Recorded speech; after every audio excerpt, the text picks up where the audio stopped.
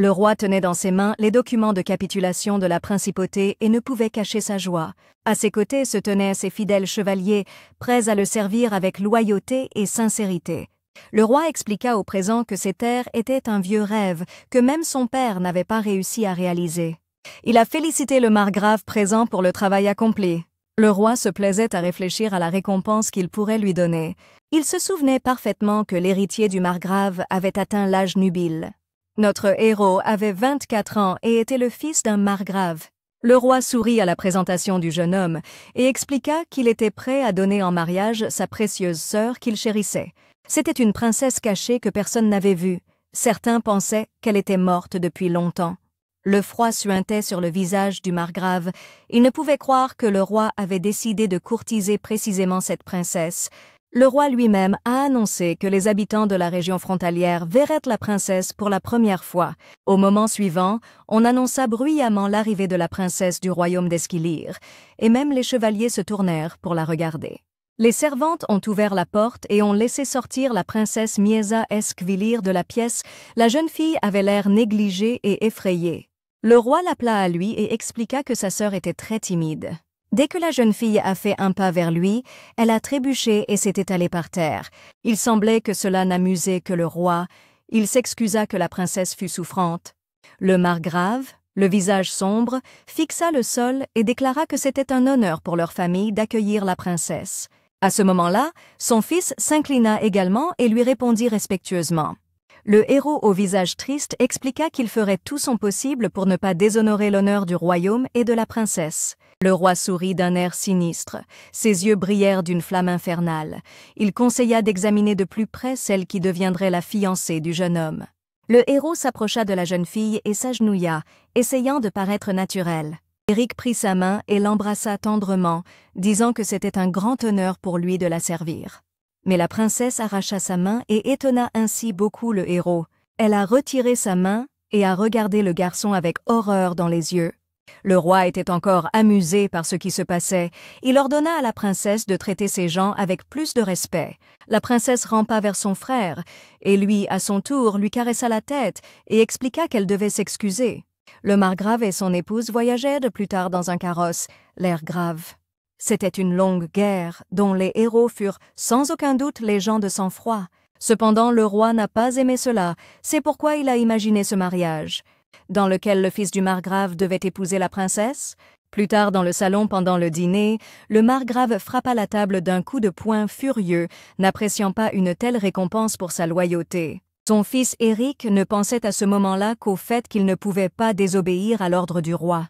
Le cousin d'Éric, Amberand Ladney, demanda avec excitation ce qu'il adviendrait alors des fiançailles avec la famille Crispin. Le margrave répondit méchamment, en sirotant son vin, que les fiançailles avec une autre famille seraient annulées.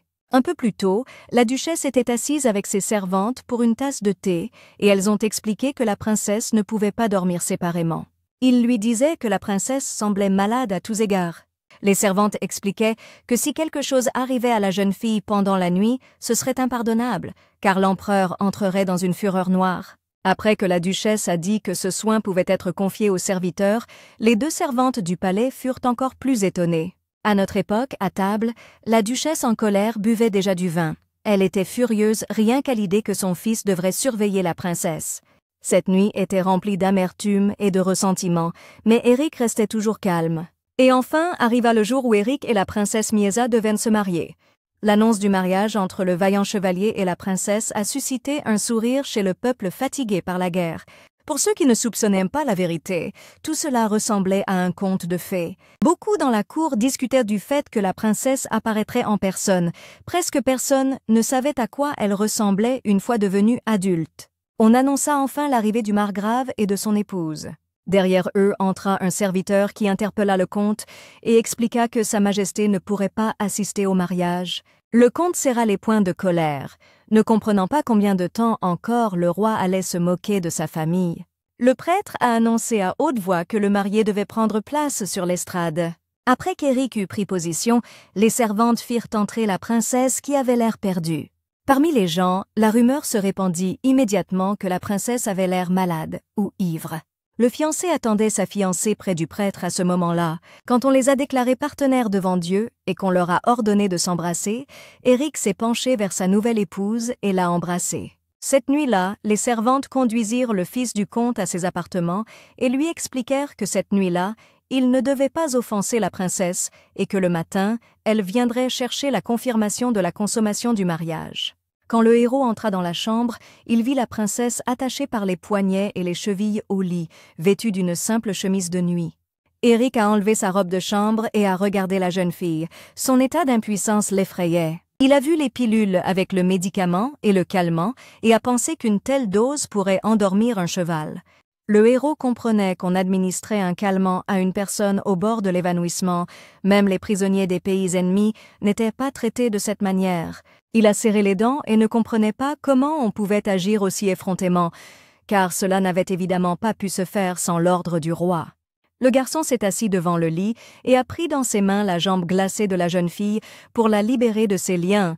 Il sentait que la princesse avait très froid. Il ne pensait pas qu'elle allait bien et peut-être qu'elle avait mal, car ses poignets étaient encore liés. Lorsque le héros délia les poignets de la pauvre fille, il remarqua qu'elle avait les bouts des doigts rouge foncé, car elle avait été attachée depuis longtemps.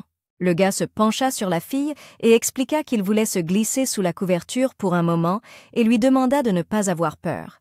Quand Éric s'est glissé sous la couverture, il a dit son nom, son âge et qu'il avait autrefois une petite sœur qui est morte. Le héros a enlacé la jeune fille et lui a raconté que c'était aujourd'hui le jour de leur mariage. Il lui a également dit que l'hiver à l'étranger était très froid et que l'engelure commençait par les bouts des doigts.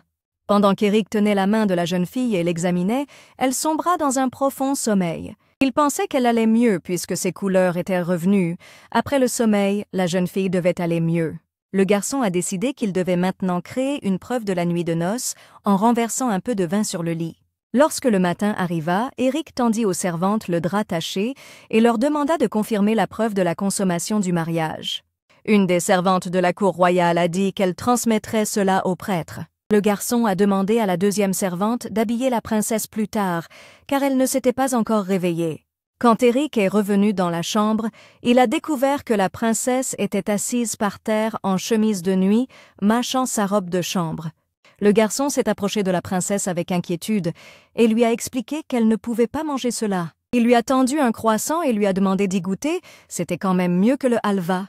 La princesse goûta la croissant, sans détourner son regard d'Éric. Il était très heureux que la fille ait finalement mangé quelque chose et que cela lui ait plu. Quand le garçon est revenu au domaine de ses parents avec sa fiancée, il la leur a présentée. Les nouveaux mariés ont été accueillis par le père d'Éric, sa mère, la servante et le majordome. La princesse grimpait déjà sur l'énorme statue d'ours, tandis que la servante essayait d'expliquer qu'il ne fallait pas y monter. Le garçon a attrapé la fille dans ses bras, la servante a essayé de la reprendre pour que le fils du comte puisse se reposer un peu, mais il a refusé. Éric a expliqué à tous que la princesse était devenue membre de sa famille aujourd'hui et comme elle était malade, il devait lui accorder une attention particulière. Un peu plus tard, toute la famille s'est réunie autour de la table à manger. Le garçon renvoya les servantes, disant que pendant le déjeuner, il s'occuperait lui-même de sa femme. Une des servantes a expliqué que la princesse causait beaucoup de problèmes pendant les repas. Éric a demandé si la princesse avait des préférences alimentaires et on lui a répondu qu'elle mangeait de tout. Le garçon a pris une fourchette et a essayé de nourrir la fille. Dès que Miessa a mis le régal dans sa bouche, l'instant d'après, elle l'a déjà recraché au visage du héros. Au moment suivant, elle a attrapé l'assiette de soupe et a commencé à l'agiter en renversant tout autour d'elle. Éric a attrapé la jeune femme par les poignets et a calmement conclu que la nourriture ne lui avait apparemment pas plu, tandis que les servantes riaient derrière. Lorsque les servantes emmenèrent la jeune fille dans une chambre pour la remettre en état, le margrave demanda durement à son épouse s'il y avait un sens à laisser la jeune fille en vie.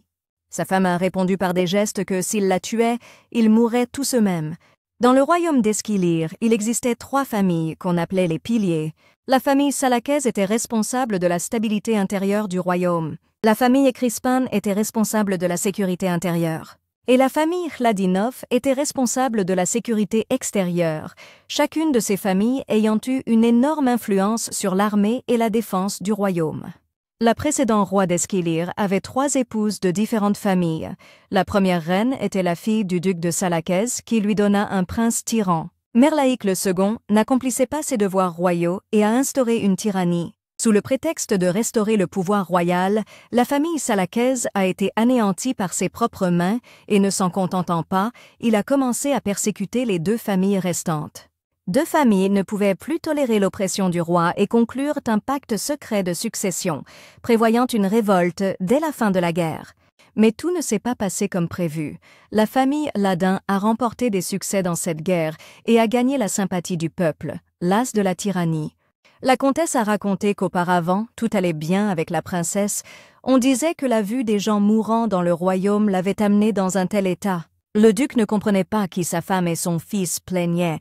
Il a expliqué qu'il devait remettre Emberic à sa place. Le marquis Crispin lui a dit que s'il voulait un héritier de leur famille, il pouvait simplement le remplacer par un autre. Le comte supposa que la situation de son fils était en danger à cause de cette fille folle.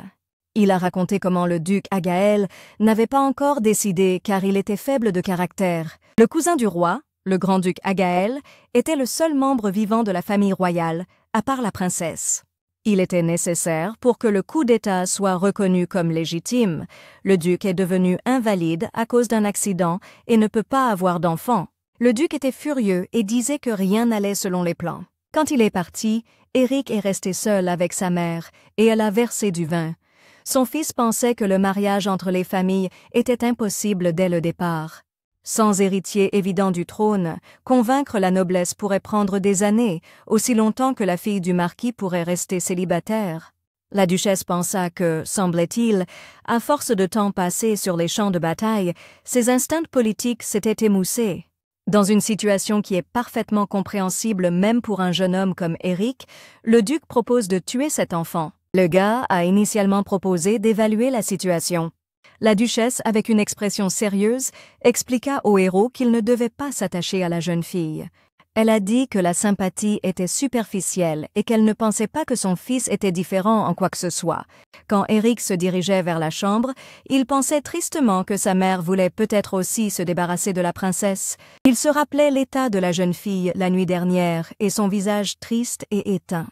Lorsque le héros s'approchait de la chambre, il entendit les voix des servantes qui criaient sur la jeune maîtresse. Ils ont essayé de la calmer, mais la princesse avait beaucoup mangé aujourd'hui et était très forte. Les servantes discutaient activement des visages des gens, en particulier de la famille du héros, dans ce domaine. À ce moment-là, Éric est entré dans la pièce et a ordonné aux serviteurs de partir, car leur journée de travail était terminée. Il a entendu quelques mots devant la porte, mais ne pouvait imaginer comment on l'avait traité jusqu'à présent.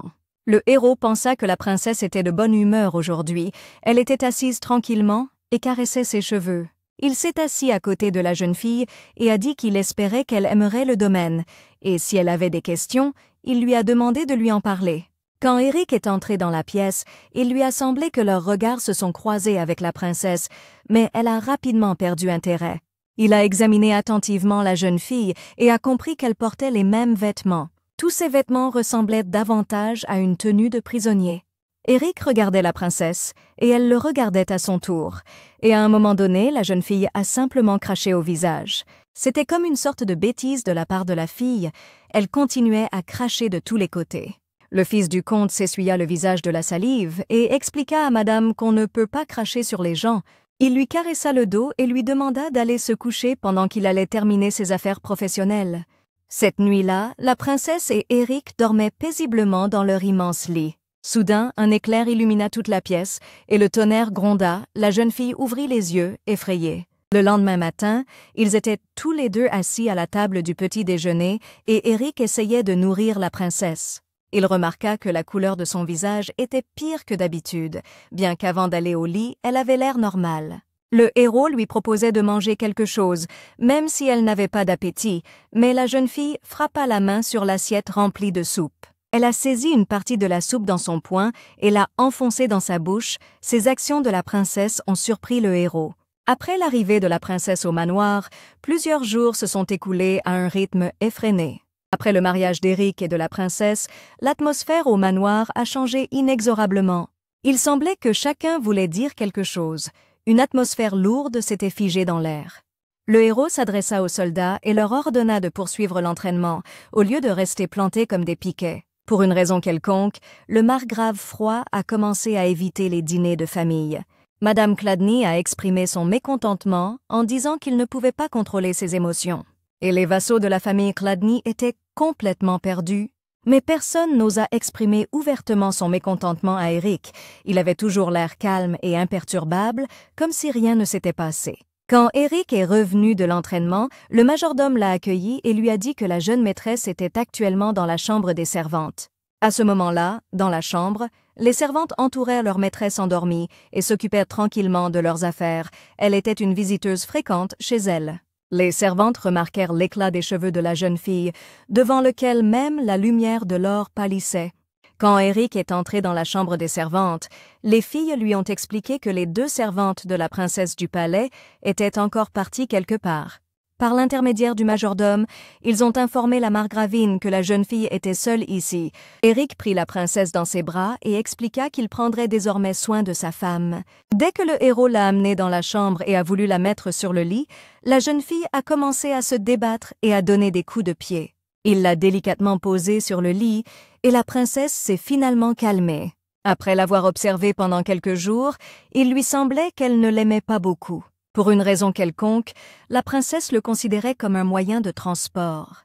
Eric a remarqué un fil dans les cheveux de Missa et voulait l'enlever, mais la princesse a tressailli et a enfoui son visage dans le lit.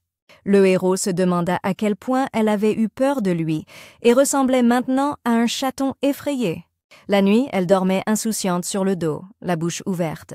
Pendant ce temps, Eric travaillait à son bureau et triait des documents importants. Il pensait que les servantes du château royal abandonnèrent la princesse et disparaissaient à chaque occasion, comme si elles complotaient quelque chose. En outre, le héros était préoccupé par la question de l'approvisionnement alimentaire des habitants du territoire. Il y avait trop de choses à régler. Outre tout cela, il y avait un autre problème. Eric avait reçu une lettre mentionnant les résultats de la surveillance d'un homme dont la rencontre avec une femme avait été confirmée. Cette fille de la taverne était encore une fois avec son père. Quand le père a soudainement commencé à discuter du mariage avec la famille Crispin, Eric était alors le seul à avoir des soupçons. En regardant en arrière, il comprenait qu'il avait raison. Pour les chevaliers et les vassaux, la proposition de son père ne semblait pas une mauvaise idée. Mais pour une raison quelconque, Eric ne pouvait se débarrasser de son inquiétude, alors il surveillait prudemment son père depuis ce jour-là. Et c'est alors à peu près à cette époque qu'il apprit qu'une certaine jeune fille de la taverne fréquentait souvent les appartements de son père. Alors, le héros a été confronté pour la première fois à la faute de son père, ce qui a laissé un arrière-goût amer dans son âme, mais sur le champ de bataille, il n'a pas osé aborder ce sujet. Eric cherchait à savoir si cette femme avait des motivations cachées ou des protecteurs, mais il n'a rien trouvé d'important. Mais après la fin de la guerre, le père du héros a ramené cette fille de la taverne ici. Elle a même ordonné à son bras droit de la prendre comme deuxième épouse. Le gars n'avait pas d'autre choix que d'informer prudemment sa mère de cela, en lui transmettant les preuves par courrier. Et dans sa réponse d'aujourd'hui, la femme de chambre Adèle a écrit que la comtesse ne voulait rien entendre à ce sujet. Elle a également écrit que si elle était aristocrate, il serait plus facile d'en apprendre davantage sur son passé, mais cette femme n'avait aucun lien. À l'exception du capitaine Kelbanish, qui venait parfois dans cette maison, il n'y avait pas d'autres visiteurs. Le héros s'appuya avec lassitude contre le dossier de la chaise et comprit qu'il n'y avait aucune nouvelle information. En vérité, la réaction de la mère était tout à fait naturelle, car elle considérait leur relation au mieux comme une relation entre partenaires pour fonder une famille. Soudain, la jeune fille s'assit sur le lit et le héros le vit sortant de ses pensées. La princesse descendit du lit et se dirigea vers le héros. Eric lui a proposé de se recoucher et lui a demandé ce dont elle avait besoin, mais la princesse, ignorant ses questions, s'est dirigée vers la table. Elle s'est assise négligemment sur les genoux du héros et il était clairement déconcerté par ses actions. La princesse saisit l'un des papiers et le regarda avec intérêt, puis en déchira un morceau.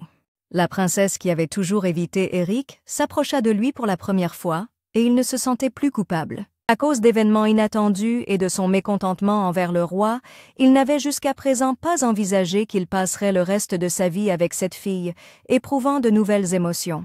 Lorsque le héros a été confronté pour la première fois à la chevalerie dans son enfance, elle l'a rempli d'un sentiment de responsabilité et même de fierté. Mais aussi joliment que cela puisse sonner, au final, c'est un pacte de sang avec la famille. Vous devenez essentiellement un étalon tribal pour la prochaine génération. C'est pourquoi Eric n'attendait pas grand-chose de la femme qui deviendrait son épouse. Même si elle aimait déchirer du papier, cela n'avait pas d'importance. Après avoir pris conscience de sa position et de ses responsabilités en tant qu'héritier, il ne nourrissait plus de grands espoirs concernant ses relations avec les femmes. Eric saisit le bras de Miessa, l'empêchant d'attraper une autre feuille. Il a approché son visage du sien et lui a demandé d'arrêter. Ce papier, il ne l'avait pas encore lu et il était important pour lui, c'est pourquoi il le prit sur la table et le leva au-dessus de la tête de la princesse. Elle sautillait comme un petit enfant et essayait d'attraper la feuille. À ce moment-là, dans la chambre de la comtesse, la servante expliqua que c'était déjà mars et proposa à sa maîtresse d'installer un brasero dans l'orangerie. La comtesse pensait qu'il serait bon de préparer un petit brasero, car cette année serait plus froide que d'habitude. Soudain, la princesse entra dans la pièce. La servante qui marchait à côté d'elle lui demandait d'être prudente. Mais la princesse n'avait pas fait 2 pas après l'avertissement qu'elle trébucha et s'étala de tout son long sur le tapis devant la maîtresse de maison. La servante ne bougea même pas. Elle continua à regarder la jeune fille, et la comtesse fut surprise qu'elle soit venue la voir aujourd'hui. La comtesse expliqua qu'elle ne savait toujours pas comment s'adresser à la jeune fille. Elle a demandé à la servante comment elle devait s'adresser à la princesse. La servante ne répondit rien et la comtesse pensa qu'elle n'était non seulement pas utile, mais qu'elle ne faisait même pas d'effort pour s'entendre avec les autres. La comtesse a dit qu'elle avait entendu que la princesse s'appelait Miessa et a décidé de l'appeler par ce nom. La jeune fille s'assit immédiatement sur le tapis et fixa la maîtresse. Elle a souri de toutes ses dents, ne cachant pas son expression joyeuse, pour dire bonjour. La servante a annoncé que, apparemment, la comtesse avait plu à la princesse et lui avait demandé de rester avec elle jusqu'au dîner. La domestique de la comtesse a rapporté que Madame Diana traînait toute la journée sans rien faire et que personne n'avait jamais vu Madame Malika dans les environs du domaine. La princesse était alors allongée sur le tapis et y dessinait des motifs. Madame a demandé à Adèle d'aller chercher ses médicaments à la pharmacie car elle avait mal à la tête. Quand la servante les a récupérés, elle a encore une fois demandé à la femme de chambre si c'était bien ses médicaments. Pendant que la dame souffrait de douleur, la princesse s'est rapprochée tout près d'elle en rampant. Adèle vit la jeune fille poser sa tête sur les genoux de la comtesse, et pour la première fois, la dame permit cela à quelqu'un. La comtesse a raconté que, d'après ce qu'elle avait entendu, la princesse avait été témoin dans sa jeunesse de l'assassinat de plus de la moitié de la famille royale. Elle caressa la tête de la jeune fille, s'imaginant comment elle aurait pu devenir folle rien qu'en voyant cela. La comtesse a avoué que c'était un très bel enfant, avec une couleur d'yeux stupéfiante. Elle a demandé à la servante de s'assurer que la petite fille mangeait. Adèle se demanda à quel moment la dame avait pu s'approcher de la princesse d'assez près pour voir ses yeux. La servante pensa que la couleur de ses yeux pourrait lui rappeler une autre personne. Pendant ce temps, Miessa se frotta les yeux, fatiguée. Quand Eric est revenu de l'entraînement, le majordome l'a de nouveau accueilli et lui a dit que la jeune maîtresse avait passé la journée avec sa mère. À ce moment, la dame était assise sur le canapé, la princesse était allongée là, les jambes sur ses genoux, tandis que la servante essayait de prendre les ciseaux de la comtesse pour lui couper les ongles elle-même. À ce moment, Eric est entré et a été visiblement surpris de voir que sa mère coupait les ongles des pieds de la princesse. La comtesse essaya rapidement d'expliquer que, semble-t-il, pendant les promenades, Missy était gênée pour marcher. C'est pourquoi il était nécessaire de la tondre. Eric pensa que ce n'était pas habituel pour sa mère de s'occuper ainsi de quelqu'un. Habituellement, elle pouvait ressentir une petite sympathie, mais couper les ongles de quelqu'un d'autre était inouï. Même avec son propre fils, elle a toujours été rationnelle. Mais à présent, la comtesse regardait la princesse avec une tendresse à laquelle il était difficile de croire. Une telle expression sur le visage de la mère du héros était réservée à une seule personne, sa jeune sœur Rosie, quand elle était en vie. Le héros ne savait pas si sa mère pouvait projeter ses souvenirs de Rosie sur la princesse. Eric a demandé à sa mère de lui donner des ciseaux pour couper lui-même les ongles de la princesse. La raison de son inquiétude grandissante résidait dans les souvenirs obsédants du comportement de la mère le jour de la mort de Rosie. Le garçon s'est mis à couper les ongles de la fille et se demandait s'il pouvait intervenir dans cette situation. La princesse était alors allongée, gênée et mécontente, regardant droit devant elle. Adèle, en la regardant, comprit que la jeune fille ressentait une sorte de malaise. Elle a pris un biscuit sur la table et l'a enfourné dans la bouche de la princesse. Eric a demandé ce qu'elle venait de faire, et Adèle a avoué qu'elle avait eu l'impression que la princesse était mal à l'aise. Sa mère, à ce moment-là, se réjouissait simplement que Misha aime les sucreries. Un peu plus tard, Eric était assis à table avec la princesse et lui demandait de bien mâcher sa nourriture pour ne pas s'étouffer. Il ne comprenait pas ce que sa mère avait vu exactement. Puisqu'elle s'était souvenue de Rosie, peut-être était-ce la couleur de ses yeux. Mais si c'est à cause de la couleur des yeux, il y avait aussi le cousin Ambéric. Pourtant, maman ne l'a jamais traité différemment. Dans la pièce entra le majordome avec une caille rôtie et s'excusa pour le retard du plat chaud. Pendant ce temps, Eric réfléchissait au fait que lorsqu'il mangeait seul avec la princesse, elle se comportait d'une manière plus ou moins adéquate. Soudain, la princesse s'est repoussée de la table et a couvert son visage de ses mains. Le héros s'est levé avec inquiétude, pensant qu'elle s'était sentie mal. Il a remarqué qu'elle ne pouvait pas regarder la caille et s'est empressé de la remettre au majordome. Le héros vit le visage inquiet et épuisé de la princesse et décida qu'elle avait eu une expérience négative avec une caille. Après un certain temps, la jeune fille est entrée dans la chambre des domestiques et s'est allongée sur le sol avec une pelote de laine. Les servantes essayaient de la faire rouler sur les couvertures pliées sur le sol pour que la princesse n'ait pas froid. Une des servantes a dit que peut-être la maîtresse ne comprenait pas, mais que c'était une tendance habituelle. Une autre servante lui a répondu que la jeune fille pouvait comprendre quelque chose. La troisième servante a raconté comment le Seigneur traitait son épouse avec tant de précaution que ses pieds ne touchaient jamais le sol. Une autre servante demanda si le maître avait toujours eu de tels goûts. Les autres ne comprenaient pas pourquoi la servante parlait si négativement de ses relations. Une des servantes a avoué qu'il ne serait pas mal que leur jeune maîtresse porte de meilleurs vêtements. D'autres ont été d'accord avec elle, et elle a proposé de lui faire un joli bavoir si ses vêtements se salissaient si souvent. Pendant que les filles discutaient du design de la bavette, les autres servantes les regardaient d'un air mécontent. Pendant les entraînements, notre héros regardait le ciel et pensait que l'heure du déjeuner était déjà passée. Il se demandait si la princesse mangeait bien. La première matinée ici, la jeune fille avait l'air faible et passa la journée dans sa chambre sans jouer avec les servantes.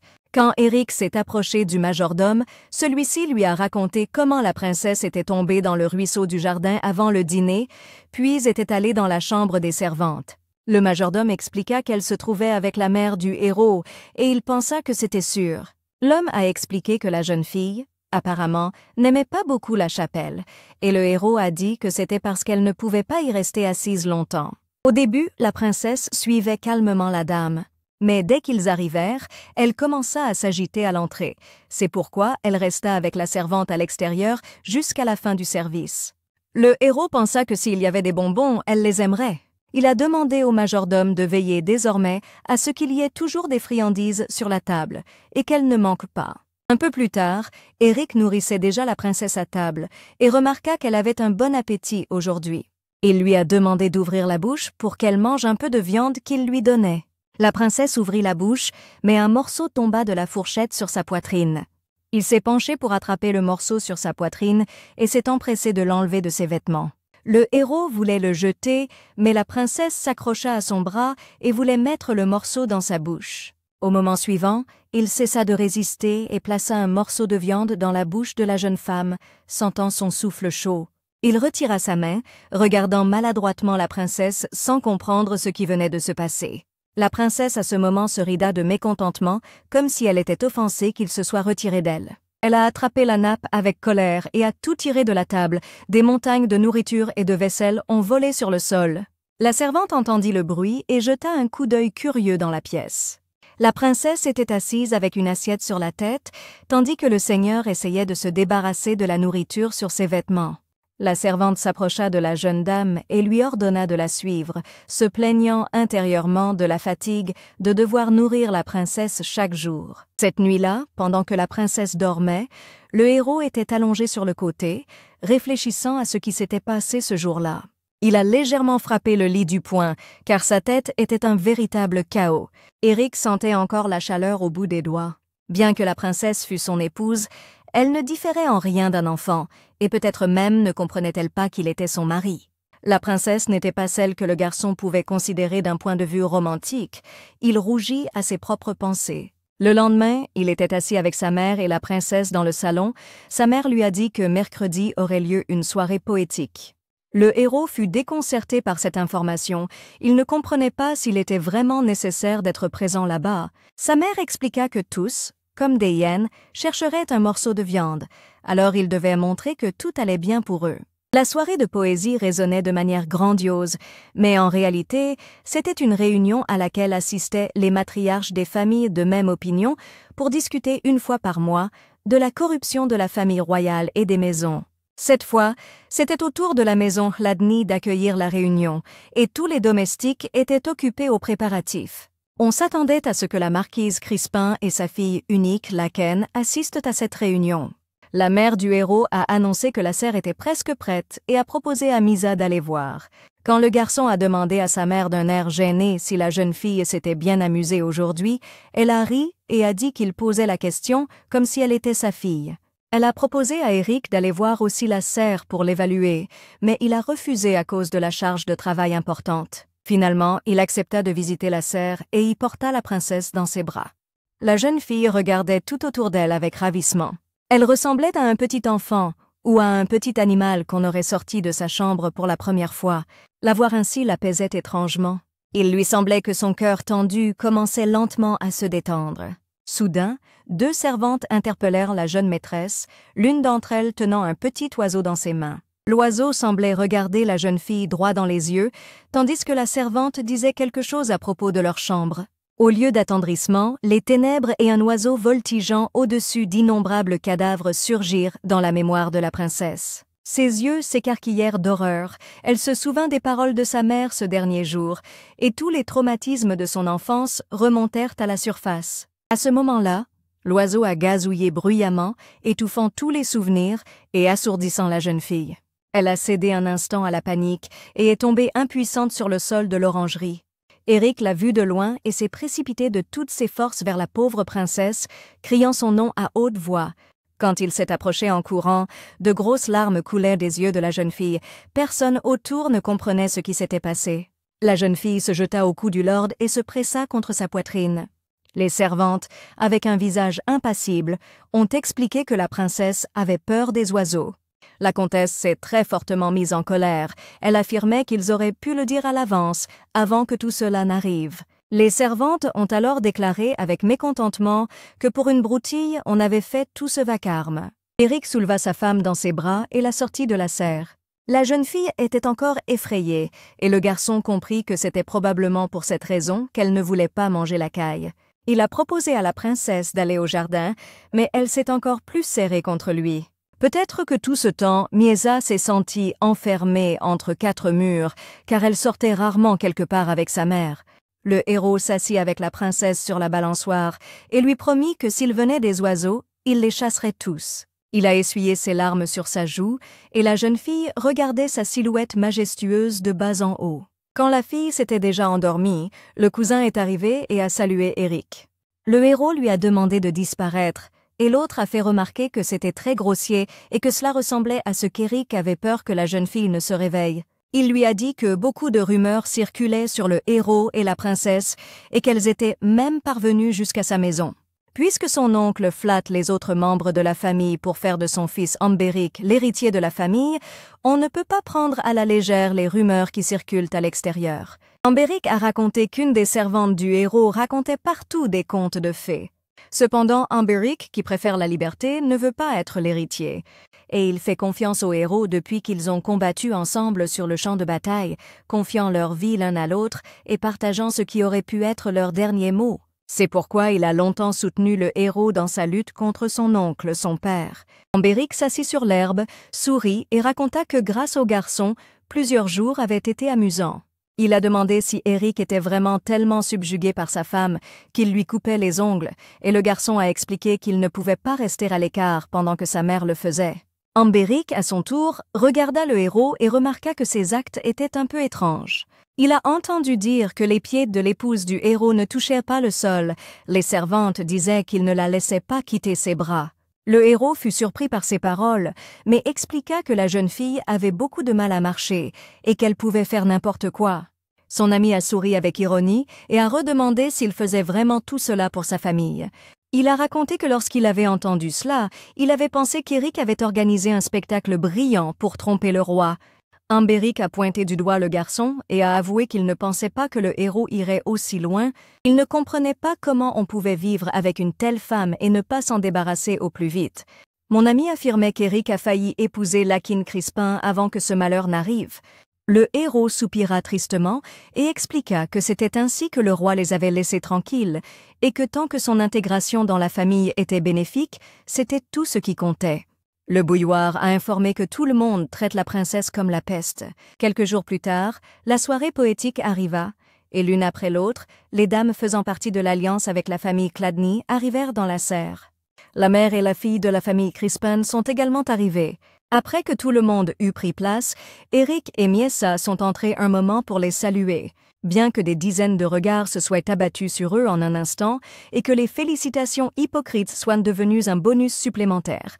Tout au long de la réunion, l'atmosphère maladroite entre les familles Crispin et Ladni était évidente pour tous, bien que tout le monde fit semblant que ce n'était pas le cas.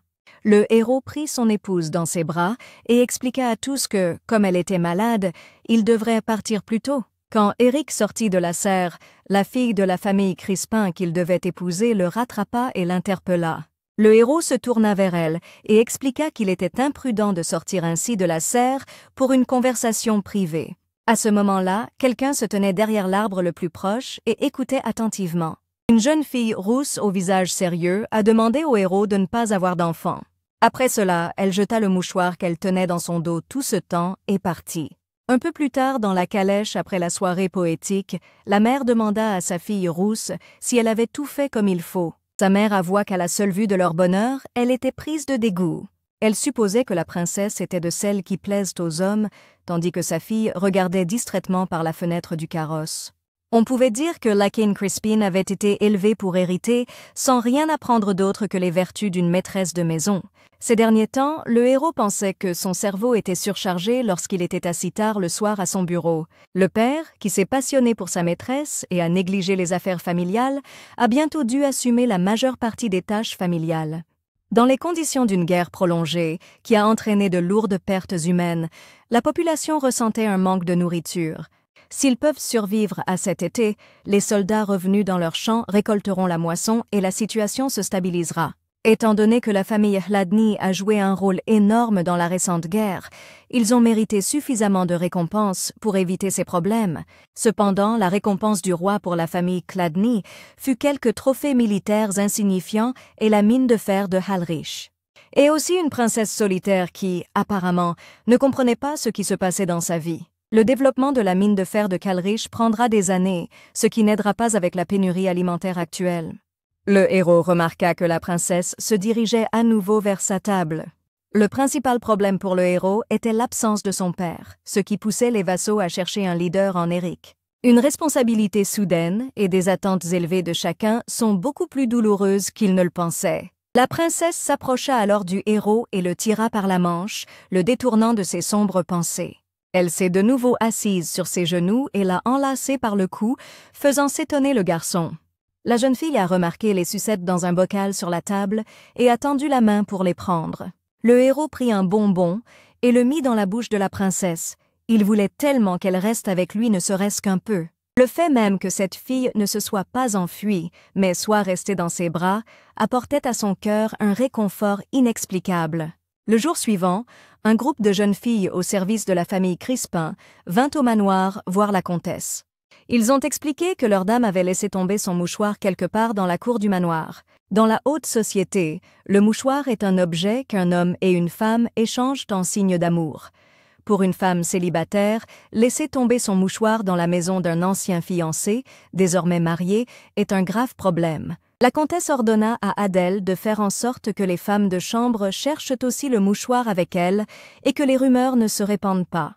Toute la journée, les jeunes filles, accompagnées des servantes, ont cherché le foulard dans la cour et le jardin du domaine.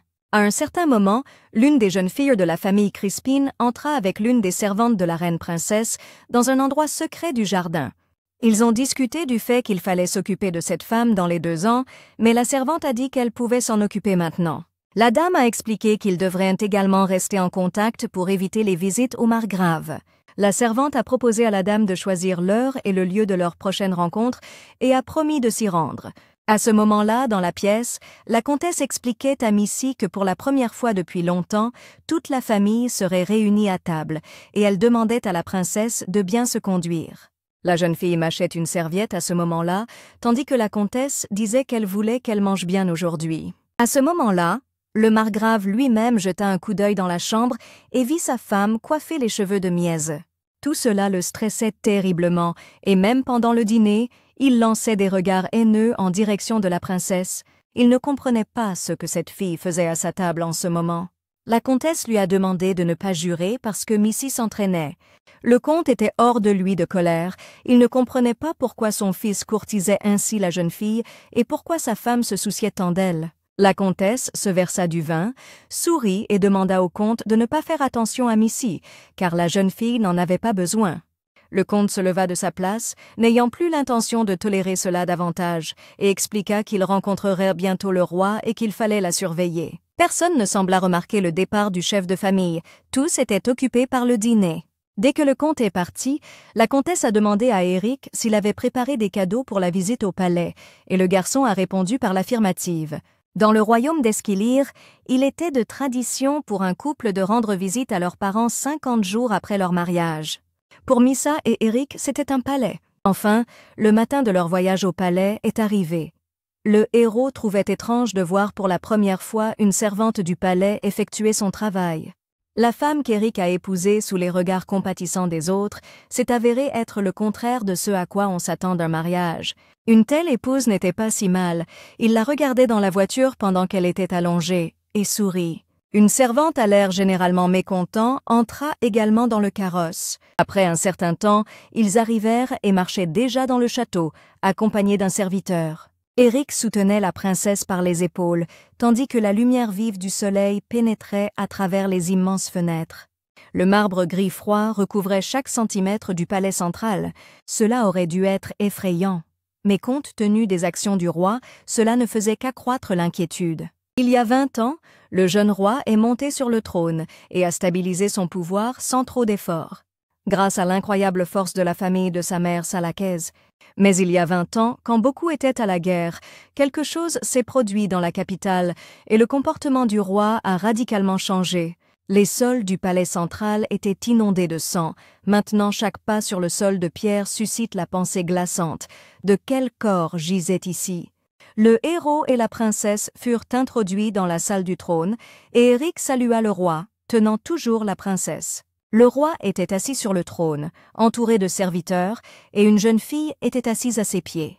Le héros eut à peine lâché la princesse qu'elle tomba par terre, tandis que le roi continuait à dire qu'ils auraient sans doute bientôt des nouvelles d'un heureux événement. À ce moment, un serviteur s'approcha du roi et se mit à lui chuchoter quelque chose rapidement et avec insistance. Soudain, le visage du roi changea et il regarda fixement le héros, lui disant que les servantes avaient examiné la jeune fille après la nuit de noces, mais qu'il ne semblait y avoir aucun changement. Seul Éric savait que depuis la nuit de noces, le lit et le corps de la princesse étaient restés intacts. Le roi se leva du trône et se dirigea vers les invités, s'enquérant avec colère de la raison pour laquelle le héros ne voulait pas de l'héritière du sang royal. Il s'est approché d'Éric et l'a poussé du doigt sur la poitrine, demandant encore s'il avait touché la princesse ou non. Le héros se trouvait dans une situation extrêmement inconfortable et tentait de tout nier. Le roi a expliqué que le héros s'était moqué de la famille royale en célébrant son mariage à Clondny. Finalement, il a demandé si cela pouvait être une rébellion contre la famille royale, ces mots faisant frémir le héros d'horreur. Dès que le roi a mentionné la révolte, il n'y avait plus d'issue. Sa vie aurait pu être menacée, mais qu'en est-il de la vie des parents et des serviteurs qui ont suivi la maison la nuit? Le héros comprenait qu'il n'avait amené que 17 chevaliers dans la capitale et qu'ils ne tiendraient pas face à la garde royale et aux forces de défense de la ville. À ce moment-là, le roi s'accroupit et fit signe à Misa de venir, et elle rampa aussitôt vers lui à 4 pattes. Le roi caressa la tête de sa sœur et lui demanda de répondre honnêtement et sincèrement. Il a demandé à la princesse si son mari la déshabillait la nuit. Il semblait que même la princesse était surprise par cette question et elle a essayé de ramper. Mais son frère l'a attrapée par les cheveux et l'a violemment tirée en arrière. Le héros cria et essaya d'arrêter le roi, mais celui-ci ne lui prêtait aucune attention et continuait à poser des questions à sa sœur. Finalement, Missy, épuisée, a dit qu'elle avait mal. Une fille inquiète, assise auparavant aux pieds du roi, regardait la princesse, tandis que son serviteur chuchotant se réjouissait de ce qui se passait. Le héros ne comprenait pas ce qui se passait, ses yeux étaient écarquillés d'horreur, et les mots de la jeune fille sur la douleur lui revenaient à l'esprit. La princesse s'est assise par terre et a écarté les jambes, pointant du doigt le bas de son ventre, elle continuait à dire que c'était douloureux. Le héros comprit qu'elle essayait de montrer ce qu'Éric lui avait fait la nuit de noces, bien qu'en réalité rien ne se soit passé. Le roi la crut sur parole et se leva, ordonnant de ne plus raconter de telles choses. Ensuite, il a donné un violent coup de pied à sa sœur et a ordonné à Éric de prendre ça. Le héros bondit vers son épouse et la soutint délicatement. L'incompréhension et le désespoir se lisaient simultanément sur son visage. Sur le chemin du retour, dans la calèche, il tenait la pauvre fille sur ses genoux. Quand ils sont sortis du carrosse, ses yeux étincelèrent de colère, et il a demandé au majordome de ne laisser monter personne à l'étage supérieur de l'aile ouest. Les servantes se regardaient avec étonnement, et Éric ordonna également d'amener Callen pour qu'il garde les appartements. Lorsque la main droite d'Éric Cullen s'est levée, il a immédiatement rendu des comptes au héros. Éric lui a demandé de surveiller les appartements et de l'avertir immédiatement si quelqu'un montait. Enfin, le héros a amené la princesse dans la chambre et l'a assise sur le lit. Il a expliqué que maintenant personne ne les entendrait, même si elle criait. Il se penchait sur la jeune fille effrayée et dit que personne ne viendrait aujourd'hui. Le garçon lui a pris les mains et lui a expliqué une fois de plus que personne ne les entendrait et l'a supplié de dire quelque chose. La jeune fille ne fit que sourire de son sourire à pleines dents en réponse. Au lieu d'utiliser ses propres mots, la jeune fille cita les paroles de sa mère, disant mot pour mot que son fils ne devait pas s'attacher à la princesse. Cela a beaucoup surpris le héros, et la princesse a continué à parler de la soirée poétique. Malgré son visage doux et sa voix détendue, les mains de la jeune fille tremblaient dans les siennes. Il la regardait sans ciller. Le garçon s'est finalement écarté et a expliqué qu'il ne voulait pas la brusquer. Il avait entendu dire qu'elle avait vu la mort de sa mère à l'âge de 8 ans. Et après cela, elle a sûrement vu le roi tuer tous ses demi-frères et demi-sœurs. Pour survivre, elle a choisi le mépris et les moqueries, et un traitement pire que celui réservé à un animal. Après avoir réfléchi à la façon dont elle avait vécu toutes ces années, Éric comprit qu'il n'avait pas de mots. Il venait juste de la rencontrer et ne comprenait pas comment il pourrait la réconforter ou lui dire que ses années de souffrance étaient injustes. Éric voulait lui dire quelque chose, mais il n'avait pas de mots, comme s'il avait avalé sa langue. Le matin, le majordome et les servantes apportèrent le petit déjeuner dans les appartements d'Éric et de la princesse.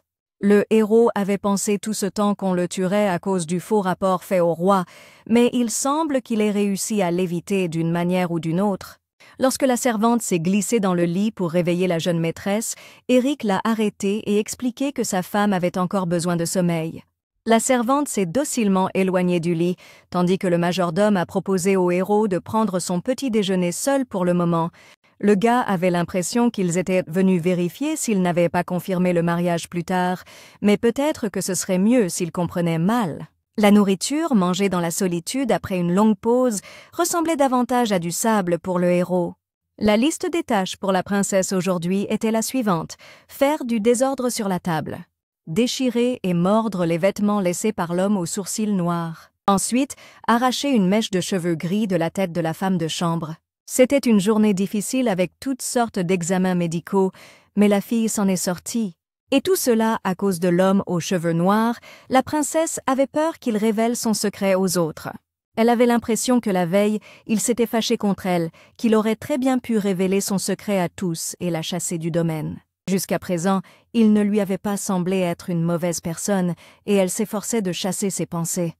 La jeune fille s'enfuit de la servante et courut vers la comtesse, qui l'accueillit avec un sourire. La princesse se dirigea tout droit vers elle, et la comtesse expliqua qu'elle lui avait déjà demandé de ne pas se déplacer sans serviteur, car c'était dangereux. La jeune fille tomba sur le canapé à côté de la comtesse, enfouissant son visage dans ses genoux. La comtesse caressa la tête de la jeune fille, et celle-ci pensa avec soulagement que la femme était la même que d'habitude aujourd'hui. Le majordome a commencé à lire les devis concernant la réparation de la clôture du jardin. Il a appris tous les prix. Dans le jardin du palais, on utilisait le bois de teck, qui était fourni par les îles du Sud. La jeune fille se demanda si l'importation de matériaux était trop coûteuse pour cette maison. En outre, le majordome apporta à la comtesse du beurre et du fromage assez coûteux, et elle les goûta. Elle a trouvé cela très savoureux, et elle a enfourné un morceau dans la bouche de la princesse pour qu'elle goûte aussi. La jeune fille se souvint comment l'homme aux cheveux noirs s'inquiétait du manque de nourriture pour les gens lorsqu'il était assis à son bureau. La comtesse se réjouit de voir Misa manger si bien le beurre et le fromage et décida d'en commander davantage pour elle. La princesse, de son côté, ne comprenait pas pourquoi l'homme aux cheveux noirs et la comtesse étaient simplement ravis qu'elle mange. Quelle qu'en soit la raison, elle pensait que cette gentillesse ne pouvait pas être pour elle. Dans ce monde, personne n'irait aussi loin pour une princesse pestiférée. Le soir, Eric est entré dans la chambre de sa mère et a tendu les bras pour emmener la princesse avec lui. Habituellement, elle marchait tranquillement, mais maintenant elle se montrait têtue et ne voulait pas être portée, ce que la comtesse remarqua également. Malgré sa résistance, le héros souleva la légère princesse dans ses bras et la serra contre lui, plongeant son regard dans le sien.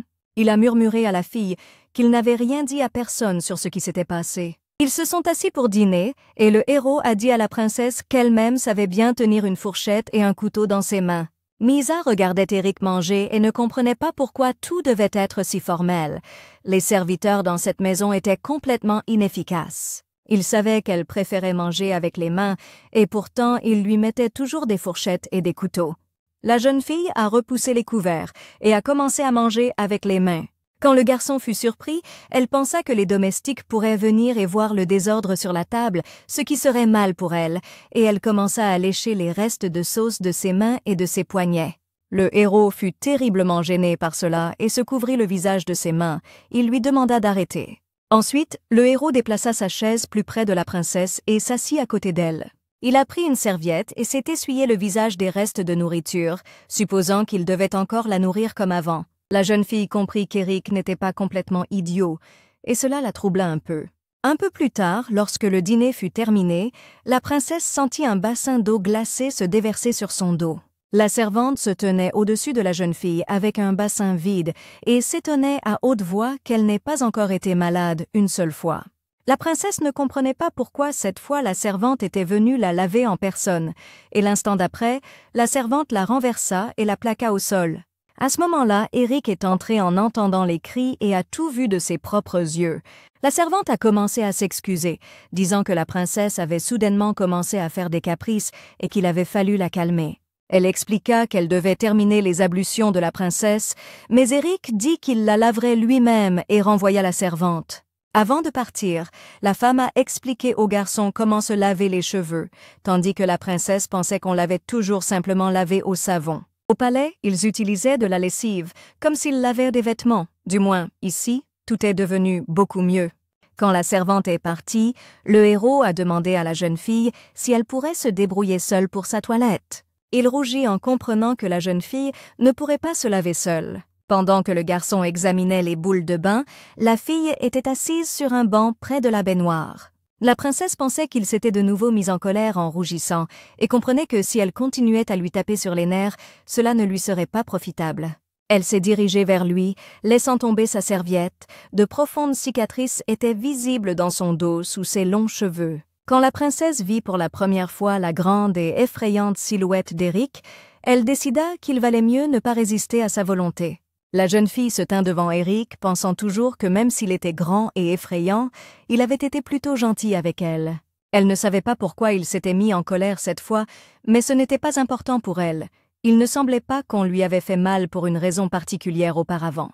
Soudain, les doigts chauds du héros effleurèrent le dos de la princesse. Il réfléchissait à haute voix sur le fait que si la blessure avait laissé une telle cicatrice, elle devait être très grave et il voulait savoir qui l'avait infligée. Misa entendit une douleur dans la voix d'Eric, différente de tout ce qu'elle avait entendu de lui auparavant. La princesse répondit que c'était le roi qui lui avait fait ça, et le visage du garçon se déforma effectivement de douleur et d'une tristesse indicible. Il a retroussé ses manches et a aidé la jeune femme à monter dans la baignoire, lui demandant de lui dire si elle ne se sentait pas à l'aise. Eric a avoué que c'était la première fois qu'il faisait quelque chose comme ça, et il a sorti un shampoing dans une petite bouteille pour laver la fille. Elle pensait qu'il aurait dû la laver comme un chien, mais au lieu de cela, le garçon lui a appliqué du shampoing sur la tête et a commencé à la masser doucement. Il était très agréable pour elle. Le héros a appliqué le produit sur l'éponge et a commencé à frotter doucement les épaules de la princesse avec. La fille s'est retournée et a pensé que la femme folle ne se souciait pas de qui lui laverait l'entrejambe. Mais les émotions de cet homme se répandaient sur la jeune fille, comme une infection. Elle se sentait immédiatement mal à l'aise et rougissait avec lui. Après le bain, notre héros gisait sans force sur le lit, sombrant lentement dans le sommeil. Pendant ce temps, Miesa était assise au bord du lit. Il l'a touchée avec sa main et lui a demandé d'aller se coucher.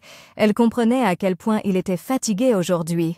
La jeune fille s'allongea à côté sur l'oreiller, sans chercher encore à se dégager du bras du héros. Elle ne le comprenait pas, selon elle. Hier, il était ingrat, bien que le roi l'ait épargné. Et aujourd'hui déjà, il regardait ses cicatrices avec compassion. Une autre fois, quand la jeune fille mangeait, elle pensait qu'il ne pouvait cacher ses véritables sentiments et manifestait son aversion. Quand le héros s'est endormi, la jeune fille est descendue du lit et s'est faufilée sur la pointe des pieds dans la pièce voisine. Eric a senti que la princesse était partie et l'a suivie. Il l'a trouvée dans une autre pièce, debout devant un miroir, prononçant des phrases familières appartenant à d'autres personnes. La fille continuait à dire que « ça doit être dans ma chambre ». Elle citait les prix de différents articles d'après les dires du majordome, tandis que le héros se tenait derrière et observait. Enfin, la fille l'a vue dans le miroir et a compris qu'on l'avait écoutée tout ce temps. Le lendemain matin, les servantes examinèrent à nouveau la jeune maîtresse et découvrirent qu'elle était toujours intacte.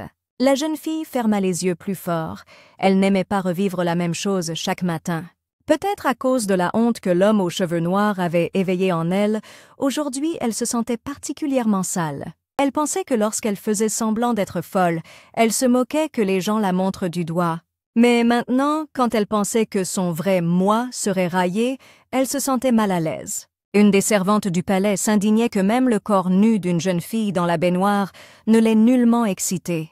La jeune fille, de son côté, pensait qu'elle n'avait plus eu de bleu depuis longtemps et que si elle continuait à se préserver, cela soulèverait des soupçons. Quelque temps plus tard, la jeune fille marchait avec sa servante le long d'un long couloir. Elle pensait s'il valait la peine de se couper ou de casser un objet du domaine, mais elle a rapidement chassé de son esprit les pensées de dégradation des biens. Elle a pensé qu'une légère fracture en descendant les escaliers serait une issue idéale, car elle ne voulait pas se faire trop de mal. Dès que la princesse voulut faire semblant que ses jambes faiblissaient et qu'elle allait tomber dans l'escalier, de puissants bras masculins d'Eric la rattrapèrent. La princesse a essayé de se libérer quand son mari a renvoyé la servante se reposer et a expliqué qu'il s'occuperait lui-même de la jeune fille aujourd'hui. Il l'emmena dans la serre après lui avoir expliqué qu'il n'y avait pas d'oiseaux, car il voulait savoir pourquoi elle ne les aimait pas. La jeune fille ne répondait pas, elle jetait seulement de temps en temps des regards maladroits dans sa direction, en serrant les mains. Elle ne comprenait pas pourquoi il était si insistant, et Eric lui expliqua que personne n'entrerait dans la serre et qu'elle pouvait parler tranquillement ici. Quand il a demandé si c'était difficile pour la princesse de parler, elle l'a regardé avec étonnement, comme s'il lisait dans ses pensées. Eric a supposé qu'il s'était écoulé beaucoup de temps depuis qu'elle avait parlé et qu'il lui était maintenant inhabituel de prononcer des mots à haute voix. La jeune fille n'y avait jamais réfléchi, et elle ne savait pas comment l'expliquer, mais il semblait que ces paroles pouvaient être vraies. La princesse hocha la tête, et le héros lui proposa la prochaine fois de ne pas hocher la tête mais de répondre avec des mots, ainsi elle apprendrait plus vite. La jeune fille pensait que lorsqu'elle voyait l'expression sérieuse du visage du garçon, même si elle ne le voulait pas, elle ressentait pour une raison quelconque qu'elle devait répondre. La princesse ferma les yeux et dit qu'elle avait compris. Au même moment, sa propre voix lui parut très étrange. Elle rougit terriblement et couvrit sa bouche de ses mains. Eric éloigna sa main du visage de la jeune fille et la dirigea vers sa propre gorge pour qu'elle sente ce qui se passait quand quelqu'un parlait. Il lui a expliqué que la position change en fonction de la hauteur du son. Le héros lâcha sa main et raconta que c'est ce qu'on lui avait appris quand sa voix muait et proposa à la princesse d'essayer. La jeune fille a posé ses mains sur sa gorge et a demandé ce qui se passait quand la voix se cassait. Le garçon éclata de rire tandis que Miesa le regarda sérieusement, ne comprenant pas ce qui avait provoqué le rire d'Eric. Il s'est excusé et a expliqué que pour la première question c'était très difficile. Alors la jeune fille lui a demandé ce que signifiait le fait que, bien qu'Eric ait chassé tout le monde, elle n'était toujours pas touchée. Le héros fut surpris par cette question, et il ne comprit pas de quoi elle parlait, alors la princesse leva les jambes sur le banc et les écarta. Le visage d'Éric devint écarlate en un instant. Il a écarté ses genoux avec ses mains et a expliqué qu'il avait tout compris et qu'elle n'aurait plus jamais besoin de montrer cela. Alors la princesse demanda à Éric s'ils allaient aussi s'en occuper. Elle savait que si bientôt il ne confirmait pas le mariage, elle serait renvoyée au roi. Le garçon était encore rouge. Il a expliqué qu'il avait besoin d'un peu de temps pour tout réaliser. Il a proposé à la princesse de mieux se connaître d'abord afin de se débarrasser de la gêne. Lorsqu'ils se promenèrent dans la serre, Mieza pensait que, selon la servante, le roi avait ordonné de continuer à observer, de sorte que, peut-être, on ne la ramènerait pas au palais aujourd'hui. La jeune fille examinait différentes plantes et les pointait du doigt, tandis qu'Éric lui expliquait de quelles plantes il s'agissait. Il a demandé si c'était vrai que la princesse n'était pas à l'aise pour marcher, et à ce moment-là, la jeune fille l'a regardé, a souri d'un air narquois et est devenue écarlate. À ce moment-là, le héros comprit qu'elle les avait tous dupés dès le début sans aucune difficulté. La fille a montré comment elle avait péniblement perfectionné cette démarche oblique et boiteuse. Ensuite, elle se tint devant Éric et tendit les mains vers lui. Le héros prit la princesse dans ses bras et lui dit qu'aujourd'hui, elle avait marché beaucoup plus que d'habitude. La jeune fille se blottit contre lui et ferma les yeux. Cet homme lui semblait bien meilleur qu'elle ne le pensait. Dans les mémoires de la princesse, elle était allongée sur le sol du palais, et devant elle, une servante assise sur une chaise lui racontait la nuit de noces. La prêtresse lui lisait le livre sur la façon dont tout cela devait se passer. Elle lisait cela d'une voix monotone, et tout semblait étrange et fantasque, et une forte douleur en bas était même mentionnée. Pour elle, c'était l'une des choses les plus importantes pour renforcer le mariage.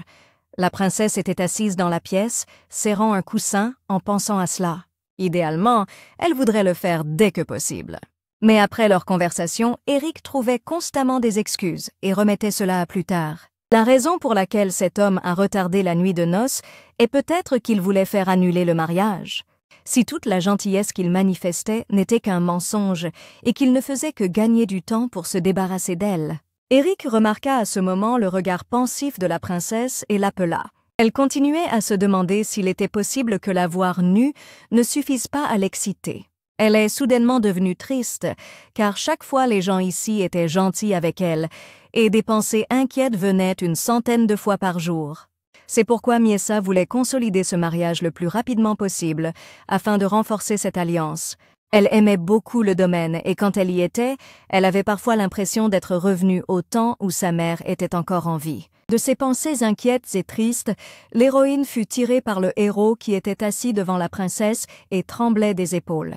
La jeune fille baissa la tête et dit « Qui voudra donner sa semence à une telle chose ?» Cela a déstabilisé le héros et il la regarda avec étonnement. Quand il lui a demandé qui avait dit cela, la jeune fille a tristement détourné le regard. Il a deviné que c'était ses servantes et a essayé de la calmer, disant que ce n'était pas à cause de cela, mais parce qu'ils se connaissaient encore peu. La jeune fille se tourna vers le héros et cita ces paroles selon lesquelles ils devaient mieux se connaître. Le garçon regarda la princesse d'un air un peu perdu et lui demanda si elle voulait confirmer leur mariage. N'ayant pas reçu de réponse, il sourit et se détourna, disant qu'il avait encore besoin de temps, laissant la jeune fille perplexe. Mieza s'est renfrognée et a attendu patiemment ce qu'il pourrait lui dire d'autre. Le soir, quand la princesse était déjà au lit, le héros lui expliqua qu'il y avait beaucoup de questions complexes pour le moment. Il a posé sa main sur celle de la jeune femme et a conclu qu'elle voulait se marier, tandis que lui voulait apprendre à la connaître. Après cela, il a souri et lui a proposé de partager quelque chose chaque nuit. Pour commencer, il a demandé à la jeune fille quelle était sa nourriture préférée.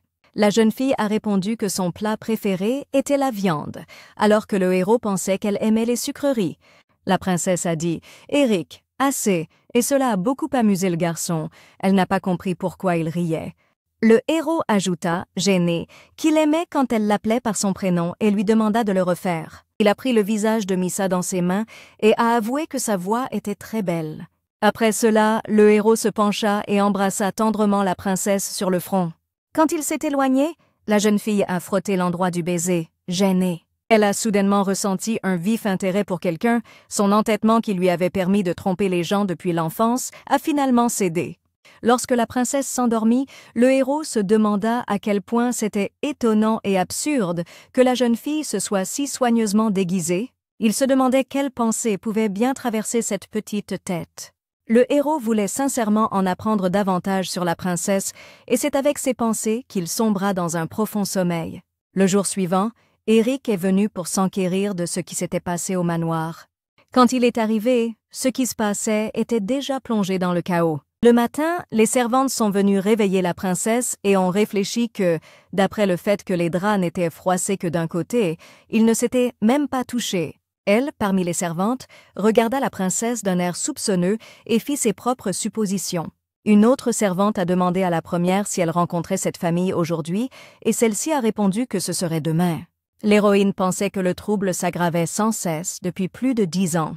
Les servantes ne comprenaient pas pourquoi les 3 piliers du royaume étaient encore dans un tel état et combien de temps elles devraient rester ici. L'héroïne réalisa que si elle ne faisait rien pour elle-même aujourd'hui, tout le monde comprendrait que quelque chose n'allait pas, et avec ses pensées, elle éclata de rire. Pendant ce temps, des servantes marchèrent dans le couloir, ayant préparé un cadeau pour la princesse. Soudain, leur conversation fut interrompue par la princesse elle-même, qui sortit en trombe de sa chambre. Elle se précipita à la rencontre des servantes et les dépassa rapidement. La princesse pensait courir directement vers l'escalier, mais une autre servante y montait et son plan fut contrecarré. Alors, la fille courut dans la pièce voisine, où il y avait un balcon, et décida que cet endroit lui convenait parfaitement. La princesse a sauté sur le rebord du balcon et a sauté en bas. Sous les rampes poussaient des fleurs épanouies qui auraient pu adoucir sa chute. La seconde suivante, Miessa était déjà allongée dans son lit, entourée de serviteurs, et la comtesse inquiète était assise près de son lit. Sa voix de son fils entrée dans la pièce l'appela, et elle jeta un regard nerveux vers la porte. Eric était agité. Il se pencha sur le lit et posa la paume sur le front de la jeune fille, ne comprenant pas ce qui s'était passé. L'atmosphère était sérieuse. Il interpella l'une de ses employées et ordonna de se préparer pour l'inspection. Le héros pensa également qu'il serait judicieux qu'une des servantes de sa famille surveille la jeune fille à partir de ce moment.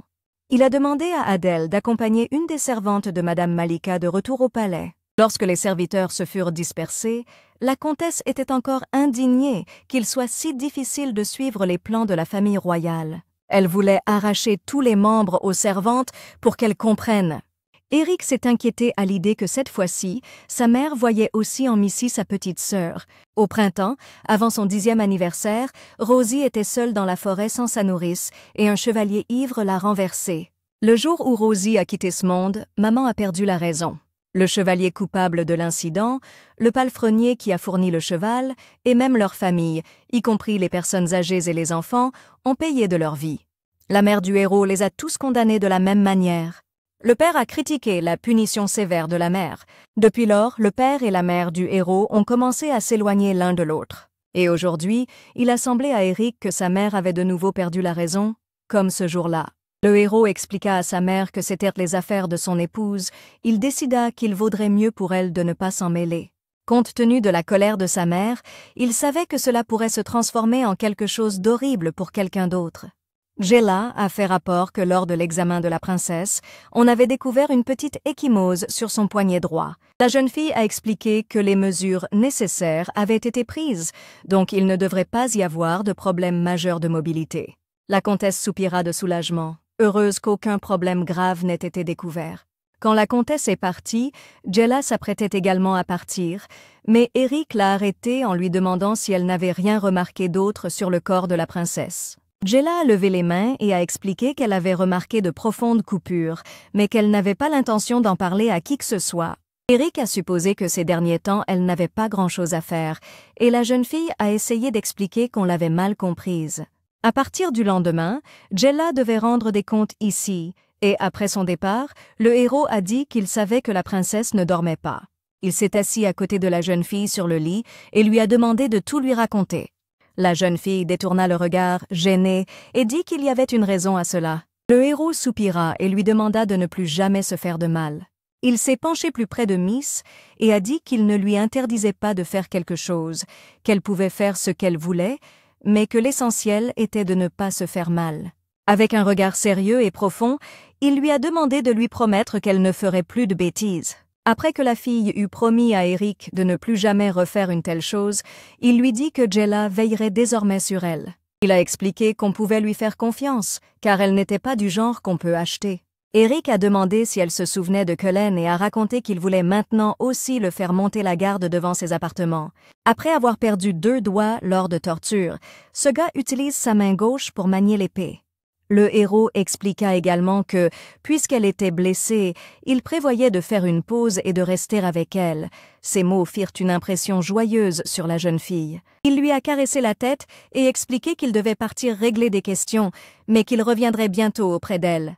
La princesse s'assit dans son lit et se précipita vers le héros, se demandant s'ils auraient désormais beaucoup de temps et beaucoup d'histoires, et s'ils pourraient aussi se rapprocher. Ses actions imprévisibles l'ont surpris, et il lui a sérieusement demandé comment elle pouvait lui en parler alors qu'elle était blessée. La jeune fille recula et regarda le héros d'un air perplexe. Il lui a demandé de ne même pas y penser jusqu'à ce qu'elle soit complètement rétablie. Ils étaient si différents, celui qui était lié par l'étiquette et les obligations. Quand le héros a demandé à la jeune fille pourquoi elle était si pressée, elle lui a raconté comment elle avait entendu qu'il avait failli épouser Laken Crispin. Le héros fixa la jeune fille d'un air étonné, comme si on avait révélé ce qu'elle n'aurait pas dû savoir ni ressentir. Il enlaça Miessa et expliqua qu'il n'avait aucune envie de divorcer d'elle et que si elle avait des questions, elle pourrait toujours lui demander d'abord. Eric a essayé de lui expliquer qu'il ne lui cachait rien. Il se souvenait même qu'elle s'était assise sur ses genoux et avait lu les documents. Le garçon remit la princesse en place et lui demanda si elle aimait passer du temps dans l'atelier. Elle lui a expliqué que ce n'était pas amusant et qu'elle venait à l'atelier simplement parce qu'il y faisait calme et qu'en plus ils parlèrent de tout. Le héros fut surpris. Il comprit que la princesse ne se rendait chez les servantes que pour obtenir des informations. La jeune fille regarda le héros avec embarras et excitation et avoua qu'elle savait désormais tout. Elle a dit à Eric que le majordome aimait Adèle, mais qu'elle l'avait rejeté. Le héros fut frappé par une telle connaissance de la princesse. Il s'est allongé à côté d'elle et a avoué qu'il voulait discuter de plus près. La jeune fille pensa joyeusement que cela pourrait arriver aujourd'hui, mais le garçon l'a légèrement enlacée et a demandé pourquoi Malika avait donné un pot de vin à la femme de chambre principale. La jeune fille ne voulut rien répondre et se détourna du héros. Il lui a demandé de raconter. Et la princesse a raconté que demain aurait lieu la rencontre de Malika et de l'escroc concernant les 3 piliers du royaume. 3 piliers du royaume appartenaient aux 3 grandes familles qui représentaient le royaume d'Esquilire. Ces familles étaient les Hladni, les Salas et les Crispin. Eric réfléchissait au fait que, très probablement, le pilier avec lequel Malika allait se rencontrer était Crispin.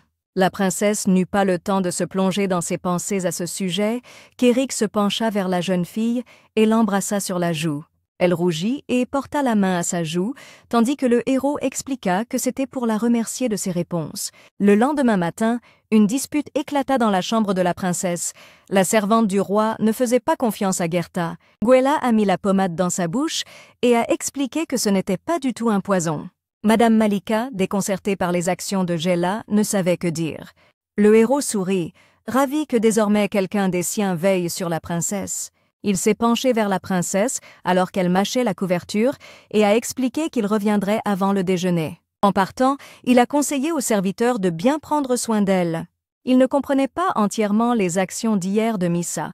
Pourquoi elle s'était fait du mal, bien que cela lui ait donné l'occasion de faire pression sur les femmes de chambre du palais. Le héros pensait que la princesse avait pu concevoir ce plan dès le début. Pour comprendre ses véritables motivations, il devait d'abord se débarrasser des regards indiscrets. Le temps passant, dans le bureau d'Eric, son ami cria fort car on lui avait maintenant confié l'entraînement des chevaliers. Le héros savait que son ami n'avait de toute façon pas d'autre travail que de courir après chaque jupe. Il lui a demandé d'arrêter de bavarder et lui a confié la tâche de s'en occuper dès le lendemain. Quand l'ami est sorti, Cullen a raconté que sur ordre, il avait assigné des chevaliers à Madame Malika et Crispin. Le héros l'a remercié pour son travail et lui a demandé d'amener Adèle et de ne rien dire à sa mère à ce sujet. Quand Adèle est finalement arrivée, elle ne savait pas pourquoi le jeune monsieur l'avait appelée. Après la visite d'hier au palais avec Madame Malika, elle a prudemment apporté la transcription du rapport de Palsgrave. Le héros remercia Adèle de lui permettre de se débarrasser des domestiques, mais il aurait besoin de son aide. Cette demande surprit la servante. Adèle convenait mieux pour choisir les servantes du palais que lui-même, qui avait passé 12 ans sur le champ de bataille. Éric lui a demandé que toutes ces informations n'atteignent pas les oreilles de sa mère, et Adèle a accepté. Il a raconté comment il avait entendu dire que Madame Malika avait donné un pot de vin à la femme de chambre en chef et qu'il voulait d'abord s'occuper de cela. Adèle a expliqué qu'il serait difficile de contacter directement la femme de chambre principale, mais elle a entendu sa dame de compagnie, la vicomtesse, s'inquiéter des affaires de son beau-frère. Un peu plus tard, quand Éric est revenu dans la pièce, il s'est figé sur le seuil, stupéfait. Sur le sol étaient assis Mieza et Gela qui dessinaient avec des peintures. Gouela lui a expliqué que la musique ou le théâtre étaient bons pour les gens souffrant de troubles mentaux, mais elle a décidé que le dessin conviendrait mieux. Le héros vit la princesse attendrie et concentrée et sourit. Il s'est assis par terre à côté d'elle et a doucement essuyé la tache de peinture sur sa joue. Pendant que Gela parlait, toute l'attention du héros était concentrée sur Miss seulement. Le héros a expliqué que le travail de la jeune fille était terminé pour aujourd'hui et qu'elle devait revenir le lendemain matin. Elle venait juste de sortir par la porte et a marmonné avec rage. Comment peut-il la presser jusqu'à la dernière goutte? Cullen, qui se tenait près de la porte, lui a expliqué qu'elle serait payée pour tout le travail qu'elle effectuerait ici. Gouela l'a remarqué au moment précis où la porte s'est ouverte derrière lui et où Éric est apparu sur le seuil. Il a calmement demandé à la jeune fille où se trouvaient les vêtements de la princesse pour qu'elle puisse se changer. Quand Gela, en bégayant, a répondu au garçon que les vêtements étaient sous l'étagère, il a de nouveau claqué la porte juste devant son nez. Elle se demandait comment le commandant, à peine en termes avec la dame, continuait néanmoins à prendre autant soin d'elle. Elle était heureuse s'ils s'entendèrent bien tous les deux, c'était l'essentiel. Pendant qu'Éric préparait le bain pour la princesse, elle se tenait derrière lui, couverte de peinture. Il lui a proposé de lire la prochaine fois des livres qui l'aideraient avec son élocution. Elle a cité que cette fille n'avait pas de manières élémentaires, c'est pourquoi elle ne pouvait pas lui parler. Éric a dit qu'il demanderait à Gela d'apporter des livres sur les bonnes manières la prochaine fois et a proposé à la princesse d'aller prendre un bain puisqu'elle était déjà prête. Mais à ce moment-là, la jeune fille s'est détournée du héros, elle a dit que son visage la gênait et qu'elle se sentait mal à l'aise. Le garçon n'a pas compris ce qu'elle voulait dire et la fille a expliqué que quand Éric la lave, son visage rougit. Elle a montré la sortie et lui a ordonné de partir car elle allait se laver seule. Il l'a aidée à monter dans la baignoire dans sa chemise de nuit et lui a proposé de répondre par des mots simples à partir de ce moment. Le héros a assuré à la princesse que sa prononciation s'améliorerait avec la pratique. Il n'était toujours pas sûr qu'elle puisse se laver seule, mais la jeune fille lui a ordonné de partir. Le gaz a laissé tomber avant de partir qu'elle devait l'appeler si elle n'y arrivait pas. Quelque temps après son départ, on entendit un coup frapper et le garçon se retourna, terrifié. Devant son visage se tenait une jeune fille mouillée et mécontente. Elle marmonna qu'elle s'était mal lavée et que demain ce serait Gela qui la laverait. Le héros l'a assise sur le lit pour la sécher et en a profité pour lui demander comment s'était passée sa matinée. Elle lui a raconté qu'avec Gela, elle se sentait bien et il a remarqué que les bouts de ses doigts s'étaient ratatinés à cause de l'eau. Éric a dit dans la cuisine que la princesse aimait la viande pour qu'il la prépare, mais il se demandait pourquoi elle avait été si mince auparavant. La princesse se souvint que, parce qu'elle faisait semblant et se renversait tout dessus, les serviteurs avaient décidé de lui donner des légumes pour qu'elle ne se salisse pas. Le héros eut très pitié de la jeune fille. Il comprenait à quel point il la traitait avec irrespect. Soudain, la princesse se précipita vers Éric et expliqua avec agitation que si les servantes étaient blessées, Vermel la prendrait. Le garçon s'est empressé de la rassurer et a avoué que ces derniers jours, elle était devenue plus à l'aise pour parler. Elle lui expliqua qu'elle parlerait mieux, mais qu'elle n'avait pas eu l'occasion de pratiquer, car la nuit, Éric la serrait contre lui et ne la laissait pas quitter le lit. Ces informations embarrassaient terriblement le garçon, et il se hâta d'expliquer que c'était parce qu'il avait peur que la princesse quitte la pièce. Il a dit qu'elle pourrait désormais pratiquer librement, et la princesse a montré son front, expliquant que puisqu'elle parlait, il fallait le faire ici. Le héros sourit, gêné, et embrassa la princesse sur le front, devinant que c'était ce qu'elle voulait. Vers cette époque, Missy commença à parler, posant souvent des questions sur des choses élémentaires qu'elle ignorait, à sa grande surprise. Parfois, elle posait des questions auxquelles il était difficile de répondre, comme ce que les gens pensaient du roi. Chaque jour, lorsque Miesa parlait, son discours devenait étonnamment naturel. Elle a avoué une nuit qu'elle connaissait déjà ces mots parce qu'elle les avait dits dans sa tête, et puisqu'elle les avait dits maintenant, elle a demandé à Eric de l'embrasser. Le héros lui a demandé de corriger son style de parole décontracté, car en tant que mari et femme, ils devaient se parler avec respect. Quand la princesse ne comprit pas et supposa que c'était parce qu'elle était une princesse, et lui le fils d'un margrave, le héros éclata de rire. À partir de ce moment, Eric commença aussi à la taquiner plus souvent, son regard concentré quand elle écoutait attentivement le garçon était charmant. Le héros embrassa tendrement sa main et lui demanda si elle était déçue de n'être désormais plus une princesse, mais une simple aristocrate. La princesse lui expliqua joyeusement qu'elle adorait cet endroit et que ce n'était pas grave si elle n'était qu'une simple aristocrate. Puis la jeune fille se souvint, en touchant la joue d'Éric de la main, comment elle l'avait sauvé de la trahison d'État. Éric regardait dans les yeux de la jeune femme et réalisait à quel point sa femme était charmante et belle. Son visage rayonnant, ses joues rougies et même ses lèvres qui remuaient, tout était magnifique. Et ce qui faisait le plus battre le cœur du héros, c'était ses émotions changeantes. Il la regardait, incapable de détourner son regard. Eric a murmuré son nom et a pris doucement la main de la jeune fille, entremêlant leurs doigts. Le héros s'approcha du visage de la jeune fille, toujours incapable de détourner son regard d'elle. Il a expliqué qu'elle devrait fermer les yeux rapidement maintenant et s'est lentement approché de ses lèvres.